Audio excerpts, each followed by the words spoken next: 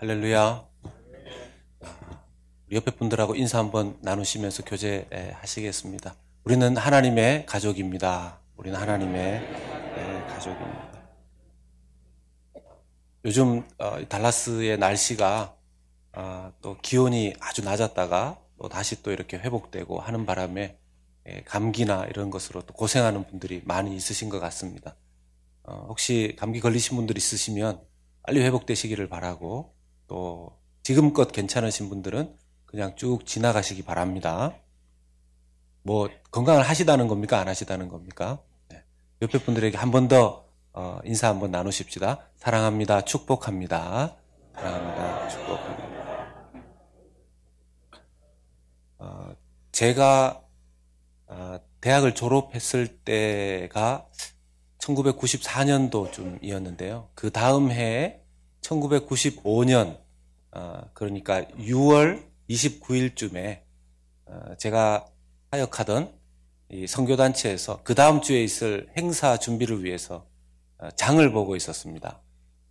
제 기억에 목요일쯤, 제가 찾아보니까 목요일쯤 되었었던 것 같은데요.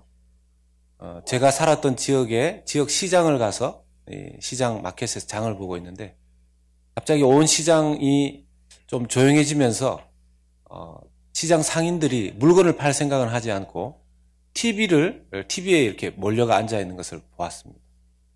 무슨 일인가 싶어서 저도 봤더니만 한국의 서울에 있는 한 백화점이 무너졌다는 거예요.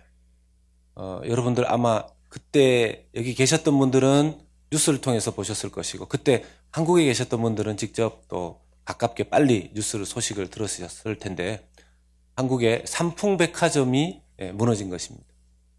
제가 알기로 거기에 자료를 보니까 1,500명 정도가 그때의 일로 죽고 돌아가시거나 아주 중상을 입은 것으로, 한동안 그로부터 한 8년여 동안은 단일 건물이 무너져서 사상자가 난 기록으로는 세계 최고의 기록으로 8년 동안 기록이 깨어지지 않았다고 합니다.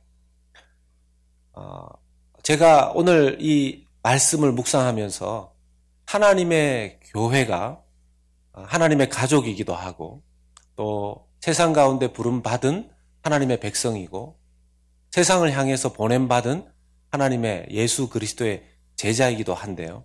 오늘은 하나님의 교회가 진리의 기둥과 터로 세워져야 하는, 하나님께서 건축물을 비유로 들어서 교회의 모습을 우리에게 알려주시는데, 이 삼풍백화점의 무너진 모습을 통해서 우리 자신과 우리 교회 공동체의 모습들도 혹시라도 지금 보수해야 되는 부분은 없는지, 다시 보완하고 수정해야 되는 부분은 없는지 살펴보는 그런 기회로 오늘 말씀을 함께 나누기를 원합니다.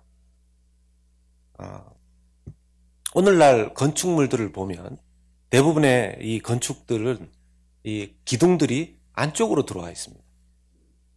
그런데 이전 고대 그리스에, 이때 성경이 쓰여지던 당시의 건축물들은 기둥이 외부에 있었습니다. 그래서 기둥은 밖에서 볼 수 있는, 밖에서 보여지는 것들이 대부분이었습니다.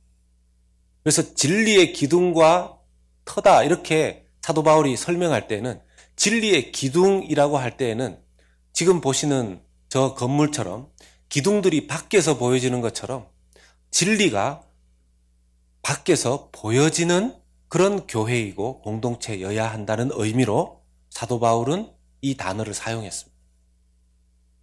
여러분, 저 건물을 보시면 기둥들, 아주 굵직굵직한 저 기둥들이 건물의 외형을 쭉 둘러싸고 있습니다. 그래서 멀리서 보면 가장 먼저 보이는 것이 어떻게 보면 지붕과 저 외곽을 둘러싸고 있는 기둥들이라고 할 수 있죠. 기둥만 딱 보아도 저 건물은 어떤 건물이구나 하는 것을 알 수 있었을 것입니다. 바울 선생님이 교회는 진리의 기둥으로 세워져야 된다라고 말했을 때, 멀리서 봤을 때 마치 저 건물처럼 저 교회는 기둥이 진리로 구성되어져 있구나, 예수님으로 구성이 되어져 있구나, 예수님의 말씀, 하나님의 말씀으로 저 건물이, 기둥이 세워져 있구나 하는 것을 볼 수 있어야 한다라는 뜻입니다. 만약 멀리서 그 건물을 보았을 때 진리가 재료로 된 그런 기둥으로 세워져 있지 않다라면 그 건물은 교회가 아닌 건물이 된다라는 의미가 되는 것이죠. 우리가 계속 기억해야 될 것 중에 하나는 교회는 건물은 아닙니다. 교회는 건물은 아닙니다. 우리가 지난주에 2번에 걸쳐서 살펴보았듯이 교회는 정확하게 말하면 사람이고 사람들로 구성된 공동체라고 할 수 있습니다. 이 보여지는 건축물들은 예배당이 되고요. 실제로 교회는 여기에 앉아 계신 저와 여러분들이 교회가 되는 것입니다. 그러면 교회의 기둥이 진리로 세워져야 된다라고 건축물을 예를 들어서 지금 이렇게 설명할 때 이 의미는 무엇이 되겠습니까? 사람이 교회라고 했는데 그 사람으로 구성된 교회의 기둥이 진리가 되어야 된다. 사람들 사이에 기둥을 세울 수 있습니까? 그러면 그 의미가 교회 공동체의 기둥 역할도 사람이 되어야 되는데 이 사람이 진리의 사람이어야 한다는 것입니다. 이 사람이 말씀의 사람이어야 한다는 것입니다. 교회의 기둥은 다른 것이 아니라 하나님의 사람, 말씀의 사람, 복음의 사람들이 교회의 기둥이 되어야 된다는 뜻입니다.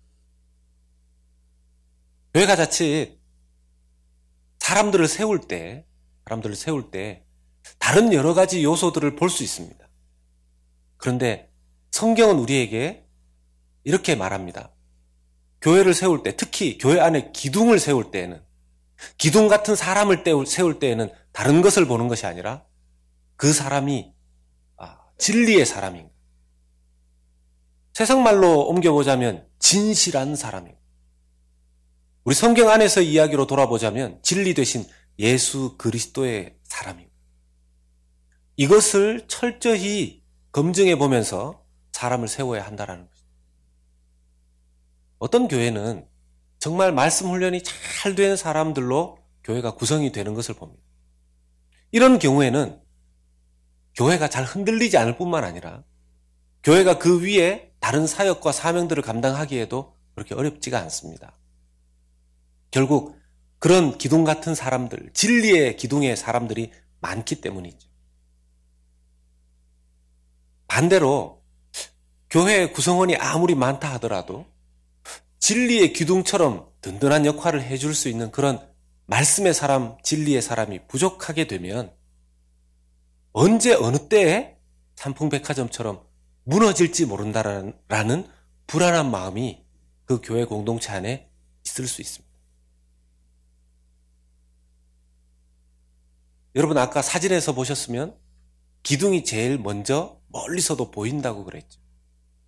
그게 특별히 진리의 기둥으로 만들어져 있으면 저 건물의 중심은 진리가 잡고 있구나 알 수 있습니다. 외부에서 어떤 교회를 바라볼 때 이미지라는 게 있지 않습니까? 외부에서 어떤 교회를 바라보면서 저 교회? 그 교회? 건물이 아주 좋은 교회지. 아주 비싼 건축물로 그 교회를 지었지. 또는 그 교회 부자들이 많지. 또는 그 교회는 이런 것이지. 그 교회는 대표적으로 이런 이미지가 떠올라 라고 이야기할 때 그것이 진리요, 하나님의 말씀이요, 예수 그리스도요, 하나님의 사랑이 아니라면 그 교회는 건축물 재료를 지금 다시 살펴봐요.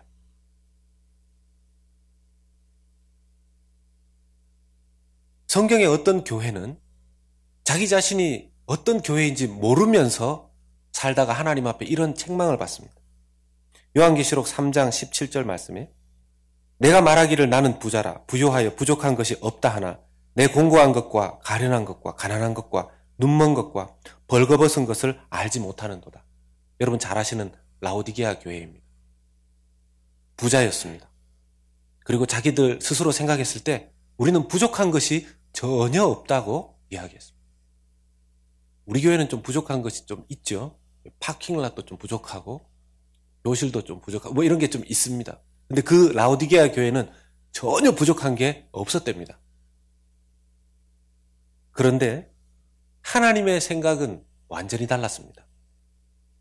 계시록 3장 20절 말씀 보면 볼지어다 내가 문 밖에 서서 두드리노니 누구든지 내 음성을 듣고 문을 열면 내가 그에게로 들어가 그와 더불어 먹고 그는 나와 더불어 먹으리라. 지금 예수님이 진리 되신 예수님이 라오디게아 교회 안에 있습니까? 밖에 있습니까? 진리 되신 예수님이 라오디게아 밖에 있습니다. 이 교회 안에 예수님이 계신 것이 아니고 교회 밖에서 교회 안으로 들어가게 해달라고 지금 문을 두드리고 계신 상황에 있는 것이죠. 교회가 아닙니다. 교회라는 간판은 달고 있지만 라오디게아 교회는 예수님이 없는데 어떻게 교회라고 할 수 있습니까?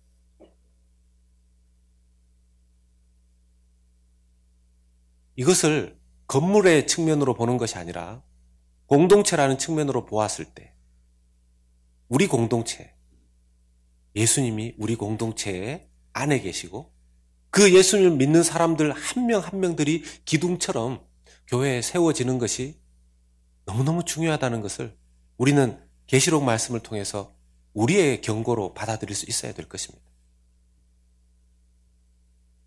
이것은 교회, 공동체만이 아니라 우리 개인에게도 그렇지 않겠습니까?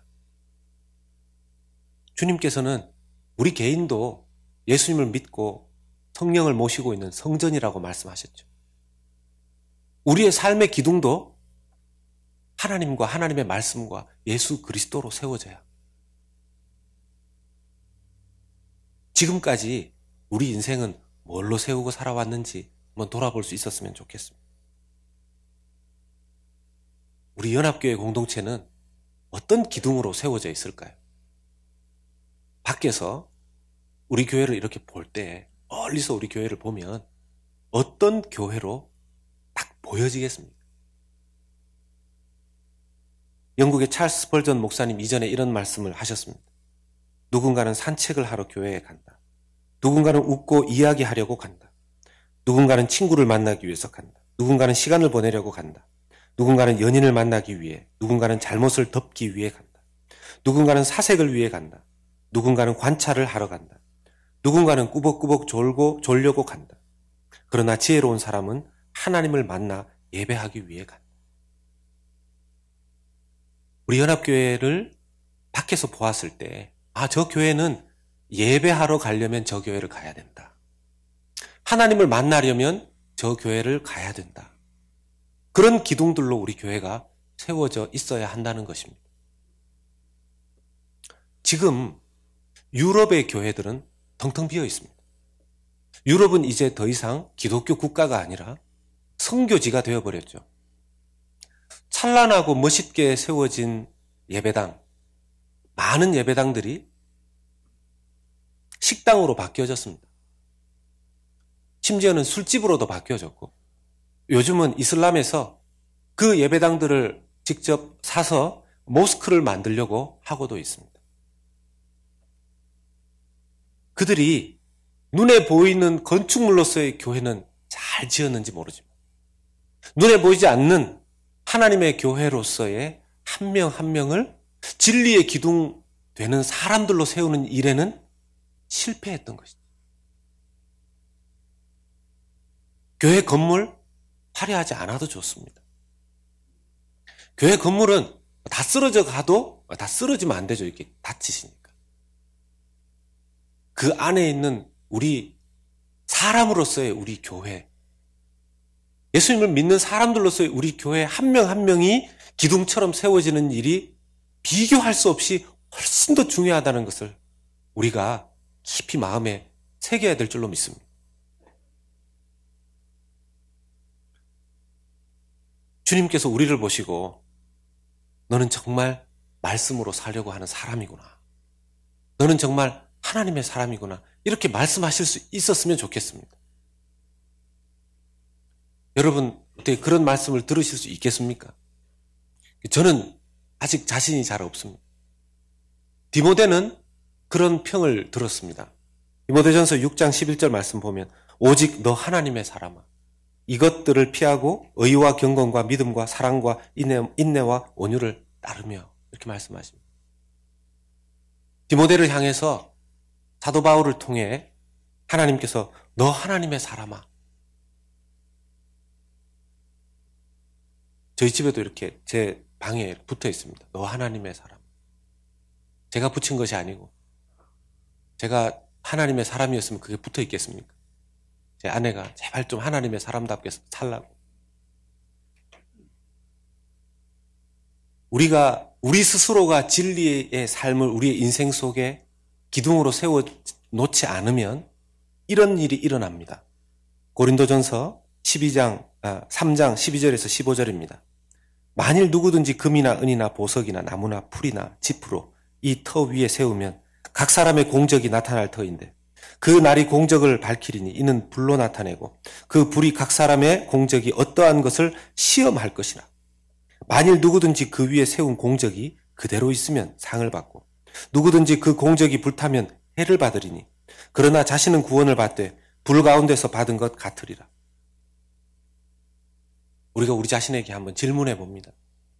우리의 인생의 터 위에 세우고 있는 것이 혹시 마지막 날에 하나님께서 심판의 불로 태우실 때 인정받고 살아남을 수 있는 것 맞습니까?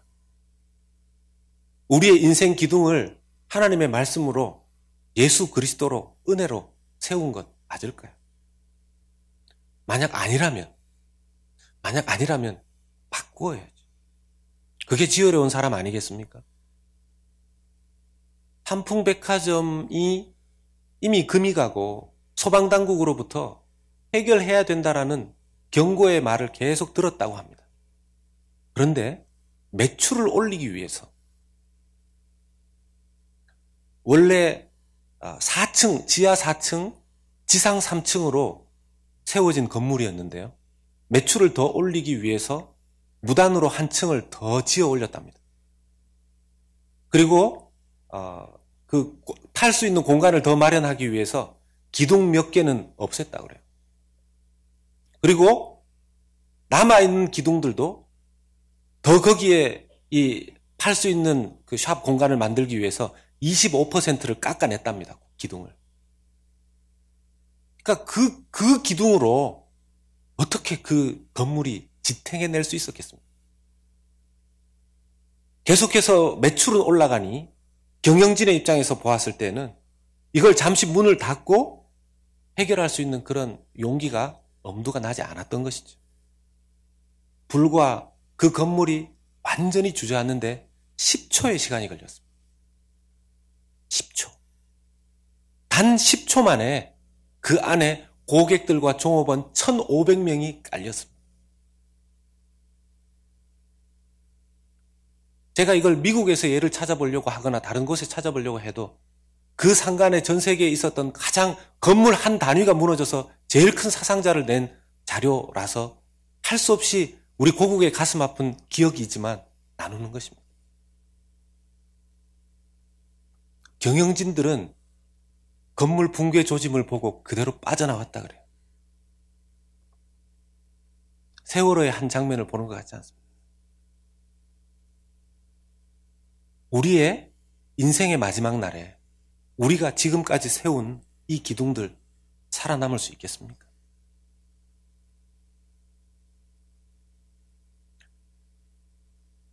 아니라고 생각되면 바꾸어야죠.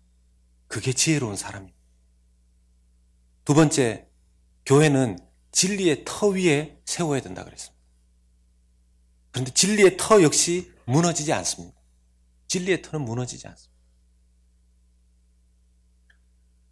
삼풍백화점 얘기를 또 드려서 죄송한데 계속 드려서 삼풍백화점 밑에 그 집안이 3분의 2에 해당되는 그 백화점 밑에 기초가 쓰레기 매립지 위에 세워졌다고 합니다.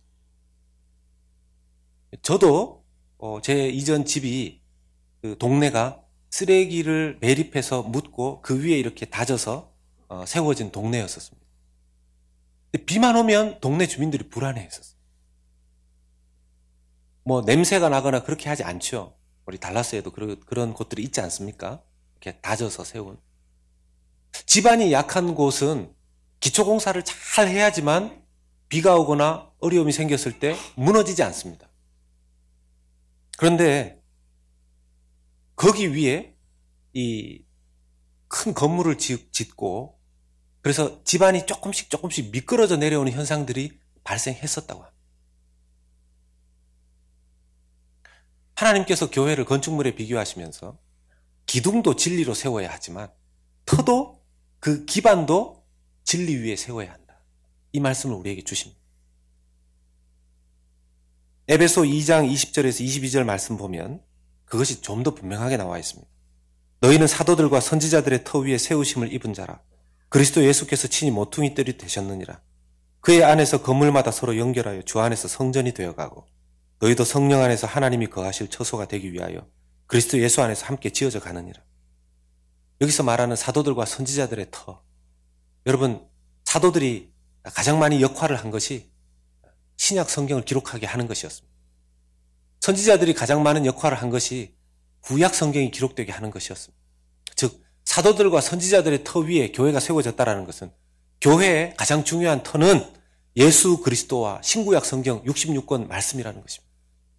그것이 교회의 기반이 되어야 다른 것이 교회의 기초, 지반, 파운데이션이 되면 안 된다는 것이죠. 그러면 무너진다는 것입니다. 언젠가는 무너진다는 것입니다. 그런데 교회만 큰 우리 교회 공동체만 그런 것이 아니라 우리 인생도 그렇습니다. 우리 개인의 인생도. 우리 개인의 인생도 진리의 말씀으로 하나님의 말씀으로 기반을 두고 세우지 않으면 인생의 어려움이 닥치면 무너지기 쉽습니다. 마태복음 7장 27절의 말씀을 보면 비가 내리고 창수가 나고 바람이 불어 그 집에 부딪힘에 무너져 그 무너짐이 심하니라. 인생의 비바람이 불 때 집안이 약했기 때문에 견뎌내지 못한다는 것이죠. 인생의 비바람이 부는 것도 쉽게 견뎌내지 못한다라면 마지막 날 주님의 심판대 앞에 설 때에 과연 그 기반이 견뎌낼 수 있겠습니까? 그 집안을 예수 그리스도와 하나님의 말씀 위에 세운 인생은 다릅니다. 마태복음 7장 25절에 비가 내리고 창수가 나고 바람이 불어 그 집에 부딪히되 무너지지 아니하나니 이는 주추를 반석 위에 놓은 까닭이요. 내 인생의 기반을 반석 위에 놓았는지 아니면 하나님과 하나님의 말씀 아닌 다른 것으로 내 인생의 기반을 닦았는지는 평상시에는 드러나지 않습니다. 인생의 위기가 닥쳤을 때, 인생의 어려움이 환난이 자기에게 왔을 때 그 기초가 기반이 무엇인지 드러나게 되어 있는 것입니다. 우리 인생과 교회를 한번 살펴보기를 원합니다. 여러분, 교회가 아니라 건물을 지어 올릴 때 신축하는 것이 어렵겠습니까? 재건축 또는 리모델링 하는 것이 어렵겠습니까? 네, 이게 리모델링 하는 것이 훨씬 더 어렵다고 합니다. 돈도 더 많이 들고요. 디자인도 마음대로 할 수가 없습니다. 시간이 오래된 어떤 건물을 다시 새롭게 재조정한다는 것 쉬운 것이 아닌 것입니다. 저도 그런 경우들을 좀 봤었는데요. 더 많은 돈이 들어가지만 이미 지어진 뼈대가 있기 때문에 쉽지 않은 걸 봤습니다. 교회를 따져놓고 볼 때, 한 사람의 인생을 놓고 볼 때 예수님을 처음 믿은 사람이 처음부터 아예 신앙생활의 기초를 잘 놓고 기둥을 잘 세워서 신앙생활을 하는 것이 제일 좋습니다. 제일 좋습니다. 혹시 여러분들 중에 신앙생활을 시작한 지 얼마 안 되신 분이 있다면 처음부터 첫 단추를 잘 끼우실 수 있기를 바랍니다. 말씀으로, 예수 그리스도로 기초와 기둥을 세우셔야 합니다. 그런데 신앙생활이 오래된 사람일수록, 신앙생활이 오래되어져 갈수록 뭔가 재건축과 리모델링이 필요한데 쉽지가 않다라는 것이죠. 사람은 누구라도 시간이 지날수록 그냥 익숙한 것, 자기가 편한 것, 그렇게 신앙생활을 하기 쉽습니다. 내가 있는 그 자리, 내가 하는 그 패턴 그대로 하나님 앞에 살아가기가 쉽다라는 것이죠. 하나님께서 우리를 좀 점검해 주셨으면 좋겠어요. 하나님의 말씀의 거울에 우리를 비추어 주셔서 우리로 하여금 소방당국에서 나와서 건축물 점검하듯이 주님께서 우리에게 너 이거는 좀 수정해야 돼. 금이 자꾸 가고 있어. 너 이런 부분에 지금 좀 불안해지고 있어. 그렇게 하나님이 우리에게 좀 말씀해 주셨으면 좋겠습니다. 여러분, 우리가 기도할 때, 우리가 성경을 묵상할 때 하나님께서 우리의 귀에 이런 말씀을 들려주신다면 마지막 날에 와르르 10초 만에 무너진 어떤 한 건물처럼 그때는 10초도 안 걸리겠죠. 한 번만에 와르르 무너질 수 있는 인생을 주님께서 지금 우리의 삶 가운데 말씀해 주시고 경고해 주신다면 그것이 하나님의 큰 우리를 향한 사랑인 줄로 믿으시기를 주님의 이름으로 축복합니다. 경고를 경고로 받아들일 수 있는, 점검을 점검으로 받아들일 수 있는 그런 삶이 되어야 한다는 것이죠. 한 개인의 인생도 이렇게 리모델링이 어렵다면 어떤 교회가 우리 교회처럼 50년이 넘어가는 오랜 역사를 가지고 있는 교회라면 우리가 다시 한번 우리 교회 속을 잘 들여다보면서 금이 간 곳이 없는지, 기반이 미끄러지고 있는 부분은 없는지, 정말 진리이신 예수 그리스도와 하나님의 말씀으로 교회가 세워지고 기초를 가지고 있는지 잘 살펴볼 필요가 있다는 것입니다. 우리 자신의 인생의 기둥과 터가 하나님의 말씀으로 잘 세워지고 있습니까? 사랑하는 여러분들의 가정이 우리 주님으로 하나님의 말씀으로 잘 세워지고 있습니까? 여러분들의 구역, 다른 많은 것들도 하시고 싶으시겠지만 주님으로 세워지는, 말씀으로 세워지는 구역 되시기를 축복합니다. 여러분들 여성교회 전체, 우리 남성교회, 여성교회 우리 다음 주에 모이시죠? 다른 많은 사역들도 해야 되겠지만 말씀으로 세워지는 여성교회 되기를 바랍니다. 우리 교역자들 다른 많은 것들이 필요하지만 하나님의 진리와 말씀으로 우리 교역자들이 세워지기를 노력하고 또 하나님 앞에 추구할 것입니다. 우리 소망회 역시 하나님의 말씀을 중심으로 해서 잘 세워질 수 있기를 주의 이름으로 축복합니다. 어느 모든 우리 성도들의 가정, 개인 다 말씀입니다. 제가 이번 주가 아니라 지금 한 몇 주를 걸쳐서 우리 교구 목사님과 함께 구역을 구성하기 위해서 애를 쓰고 있는데요. 이 구역을 재편성한다는 것이 얼마나 어려운지요. 얼마나. 50년을 함께 지내오시면서 서로 관계를 맺었기 때문에 서로의 이해관계가 굉장히 복잡한 것입니다. 이렇게 한 분을 이렇게 해서 이렇게 옮기기가 얼마나 어려운지요.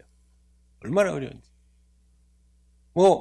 세상에서 사람 관계하는 것이 쉽지 않듯이 교회 안에서도 마찬가지 아니겠습니까?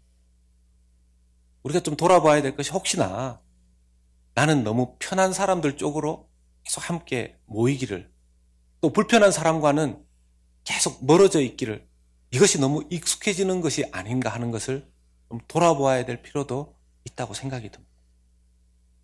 제가 이런 걸로 막 힘들어하면서 기도를 하는데 그러면 하나님은 어떻게 이걸 해결해야 됩니까? 마치 답이 없는 수학 문제를 풀고 있는 것처럼 매일매일 문제지를 들고 연필을 갖다 올려놔도 해결이 안 되는 겁니다. 하나님 앞에 기도하면서 하나님 이 문제를 좀 풀게 해주십시오. 풀게 해주십시오. 답답한 마음으로 하루를 보내고 그날 오전에 책을 하나 읽는데 책 속에 메시지 속에 이런 이야기가 있었습니다. 리더는 그 팀원들을 진심으로 사랑해야 됩니다. 리더는 그 팀원들을 진심으로 사랑해야 됩니다. 제가 그 한 구절을 보면서 제 마음 가운데 이 시험 문제를 푸는 것도 중요하지만 내가 정말 우리 성도들을 사랑하는가? 진심으로 사랑. 이거부터 풀어내야 되는구나 를 생각하게 됐습니다. 이거부터 풀어내야 돼요. 제게 있어서 그 부분이 해결되어져야지만 다른 문제들도 풀어진다라는 것을 하나님 좀 깨닫게 하신 것 같아요. 제가 어제 토요일 날 우리 교육자들과 함께 우리가 모든 사역이 다 중요하지만 우리 진심으로 성도를 사랑하기 위해서 노력합시다. 진심으로. 제가 잘 되면 이런 이야기를 하겠습니까? 그럼에도 불구하고 기도하고 노력하고 또 애를 써야죠. 우리 구역장분들에게도 부탁드립니다. 여러분, 구역원들을 진심으로 사랑하도록 애쓰시고 함께 기도하고 노력했으면 좋겠습니다. 우리 구역원들에게도 좀 부탁을 드리고 싶습니다. 우리 구역원들 또 구역장님들을 바라볼 때 우리 구역장님들이 참 고민이 많습니다. 말씀으로도 또 섬겨야 되는데 또 영적으로도 케어를 해야 되는데 그리고 우리 교회는 또 이렇게 구역이 이렇게 돌아가면서 식사당번을 하지 않습니까? 얼마나 자주 돌아오는지요. 금방 우리 구역이 식사당번 한 것 같은데 얼마 안 가서 또 식사당번을 해야 되는 이런 일이 있으니까 우리 구역장님들 참 마음이 힘들어지는 부분들이 있습니다. 제가 우리 구역원들에게 이런 말씀 하나 드립니다. 제가 해야지 누가 하겠습니까? 히브리서 13장 17절에 너희를 인도하는 자들에게 순종하고 복종하라. 그들은 너희 영혼을 위하여 경성하기를 자신들이 청산할 자인 것 같이 하느니라. 그들로 하여금 즐거움으로 이것을 하게 하고 근심으로 하게 하지 말라. 그렇지 않으면 너희에게 유익이 없느니라. 하나님의 말씀입니다. 여러분, 구역 인도자들 2018년에는 좀 즐겁게 구역 인도 해보실 수 있도록 한번 도와줘 주시기를 주님의 이름으로 부탁드립니다. 작은 카드라도 거기에 돈 안 들어가 있어도 됩니다. 작은 카드라도 하나 해서 구역장님 수고 많습니다. 우리 또 각 팀장님들 있지 않습니까? 각 또 선교회와 이 사역팀에 또 이 임원들 있지 않습니까? 그분들에게 수고 많으십니다. 집사님, 권사님, 장로님 참 수고 많으십니다. 우리 구역장님 수고 많으십니다. 제가 비록 시간도 어렵고 또 제 믿음도 좀 부족해서 잘 도와드리지 못할 때가 많지만 올해는 같이 한번 힘을 모을 수 있도록 노력하겠습니다. 이 말 한마디가 얼마나 기운이 나겠습니까? 여러분 그렇게 해주실 수 있으시죠? 뭐 하시겠다는 겁니까? 안 하시겠다는 겁니까? 네, 침묵 속에 여러분들 또 결심이 있으실 줄로 믿습니다. 제가 성도들을 진심으로 사랑하는 것이 먼저다 하는 것을 깨닫고 제 마음 가운데 제 스스로 이런 하소연이 나왔습니다. 김 목사야, 성도 탓하지 말고 사람을 더 사랑해라 더. 그래야 답이 나온다. 하나님께서 왜 제게 이런 마음을 주셨을까를 좀 돌아보니까요. 여러분, 제가 오늘 여러분들에게 드리고자 하는 메시지를 좀 이해하십니까? 우리 인생을 좀 리모델링 해야 된다는 말씀인 거 눈치채셨습니까? 지금 신앙의 여정을 시작하시는 분들은 신축이니까 세워 올리시면 되는 거고요. 우리가 좀 오래됐다면, 적어도 10년 이상 신앙생활을 하고 있다면 혹시 내가 리모델링 해야 될 거 없는지. 여러분, 달라스에 건축하고 나면 소방검사는 얼마 만에 한 번씩 나옵니까? 신축했을 때 한 번 나오고 나서 그 이후에 정기적으로 나오죠. 혹시라도 무슨 일 생길까 봐. 여러분, 우리가 살고 있는 이 건물도 이렇게 중요한데 우리 인생은 얼마나 중요하겠습니까? 그런데 건물은요, 소방당국에서 나와서, 소방서에서 나와서 이거 고치세요 하면 겁이 나서라도 고칩니다. 그런데 사람은요, 잘 안 고칩니다. 잘 안 고칩니다. 제가 고치라고 해서 고쳐지지 않는 걸 제가 알고 있어요. 왜냐하면 누가 저한테 그렇게 해서 저도 잘 안 되더라고요. 제일 좋은 방법은 뭐냐면 본인이 깨닫고 본인 스스로 깨닫고 이거 고쳐야 되는구나. 이거 고치지 않으면 안 되겠구나. 그런데 이왕이면 동기가 하나님이 나를 사랑하셔서 내 인생 혹시라도 마지막 날에 후회하지 않도록 하나님이 지금 나에게 좀 수정하고 보완하라고 말씀하시는구나. 여러분들 이렇게 받아들여 주시면 안 되겠습니까? 오늘 김 목사를 통해서 우리 연합교회 공동체에 하나님이 오늘 나를 사랑하셔서 내 인생 한번 돌아보라고 하시는구나. 그래. 그러면 한번 바꾸어 보지 뭐. 원래 여러분들과 우리 교회의 리모델링, 영적 리모델링 한번 할 수 있으면 좋겠습니다. 이거 누가 할 수 있습니까? 누구의 도움이 필요합니까? 제가요? 저 못한다고 그랬습니다. 제가 한다고 뭐 될 것 같았으면 벌써 우리가 큰 뭘 해도 안 했겠습니다. 영적인 리모델링의 전문가, 영적인 재건축의 전문가는 우리 주 예수 그리스도 그분이신 줄로 믿습니다. 주님께 우리 인생의 성전을 다시 한번 재건축해달라고. 우리 연합교회의 건물 말고 우리 연합교회라는 교회 공동체의 영적 재건축이 리모델링이 2018년에 있게 해달라고. 재건축의 전문가이신 우리의 성전의 주인이 되시는 예수 그리스도에게 의탁함으로 말미암아 그 놀라운 역사가 2018년 한 해 저와 여러분들의 개인의 가정의 삶에 우리 교회에 있게 되기를 예수님의 이름으로 축복합니다. 우리 한번 기도 같이 했으면 좋겠습니다.